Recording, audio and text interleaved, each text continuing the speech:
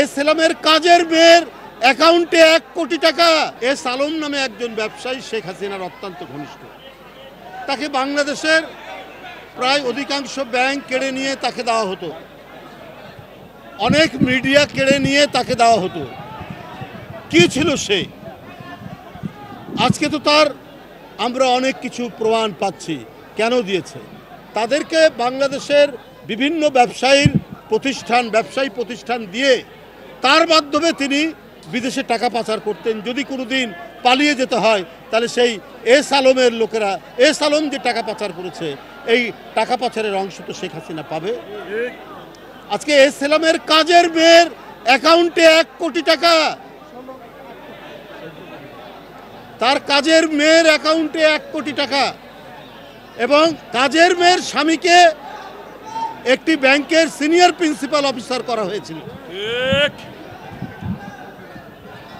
এই যে ঔদ্ধত্য, এই যে বেপরোয়া অবস্থা, কাজের মেয়ের স্বামী একটি ব্যাংকের সিনিয়র প্রিন্সিপাল অফিসার। একটা সিনিয়র প্রিন্সিপাল অফিসার হতে গেলে কতখানি শিক্ষিত হতে হয়, লেখাপড়া জানতে হয়, ইউনিভার্সিটির সবচাইতে মেধাবী ছাত্র হতে হয়। শেখ হাসিনার কাছে এগুলো কোনো পরোয়া করেনি, কারণ এস আলম তার অর্থনৈতিক নিরাপত্তা কার? শেখ হাসিনার। শেখ হাসিনা যদি কখনো বিদেশে চলে যায় তাহলে তাকে পালবে কে, পুষবে কে? এই কারণে এস আলমের কাছে তিনি একের পর এক মিডিয়া দিয়েছেন, একের পর এক আপনার কি বলে যে ব্যাংক তুলে দিয়েছে।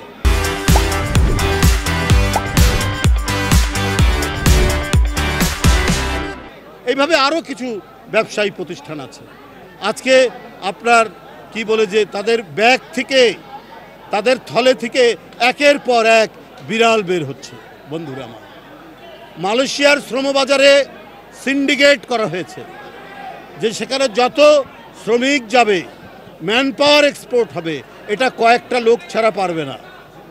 এর মধ্যে অর্থমন্ত্রী সাবেক লোটাস কামাল, তাদের একজন এমপি মাসুদউদ্দিন চৌধুরী, আরও কয়েকজন। নেপথ্যে আছেন শেখ হাসিনার বোন শেখ রাহেনা, আরও তাদের অনেক গুরুত্বপূর্ণ নেতৃবৃন্দ এই লুণ্ঠনের সাথে জড়িত।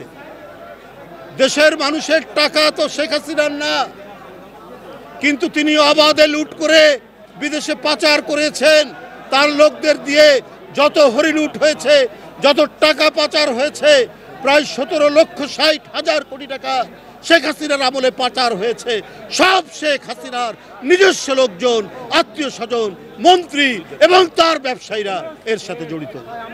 অনেকে বলেন যে শেখ হাসিনা তাকে কি করা হবে, দেশে ফিরিয়ে আনার কথা বলেন, কেউ কিছুর কথা বলেন। হ্যাঁ, শেখ হাসিনার যে অন্যায় অবিচার করেছেন, যত গুম খুনের তিনি জননী,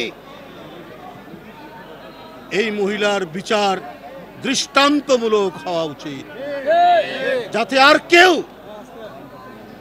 কখনো কোনো রাজনৈতিক দল বা কেউ জনগণের উপর অত্যাচার করে ফ্যাসিবাদ কায়েম করতে না পারে, যেমন শেখ হাসিনা আওয়ামী ফ্যাসিবাদ কায়েম করেছে।